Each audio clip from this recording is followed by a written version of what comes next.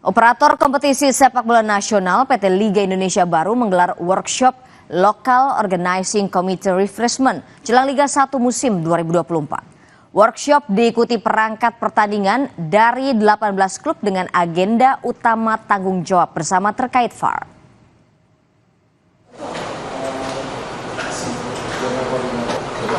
Sekitar 140 peserta dari 18 tim Liga 1 hadir pada workshop Local Organizing Committee Refreshment di Jakarta. Masing-masing meliputi LOC Chairman and Security Officer, Medical Officer, Media Officer 18 klub Liga 1, dan General Coordinator.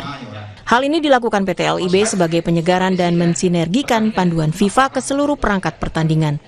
Tak hanya itu, sosialisasi kali ini juga sebagai langkah komitmen bersama terkait penggunaan VAR. PT LIB berharap ini dapat menjadi tanggung jawab bersama seluruh perangkat pertandingan, tak hanya atlet, pelatih, dan wasit. VAR ini teknologi yang rumit dan mahal, tapi fungsinya sangat besar sekali buat pelaksanaan pertandingan, apalagi kita melihat kualitas pertandingan juga akan lebih bagus ketika ada VAR.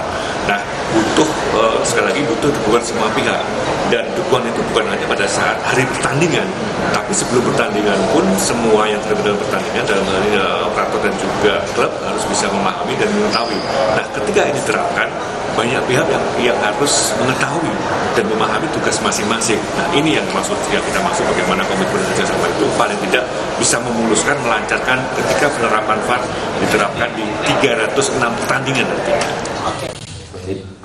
Sebagai operator resmi Liga, sosialisasi pada 16 hingga 17 Juli ini dikhususkan terlebih dulu untuk klub Liga 1 yang akan bergulir pada 9 Agustus 2024. Selanjutnya sosialisasi Liga 2 akan dilaksanakan pada Agustus, tepat 1 bulan jelang penyelenggaraan September nanti. Rinita Niken, Denny Yosua, Kompas TV Jakarta.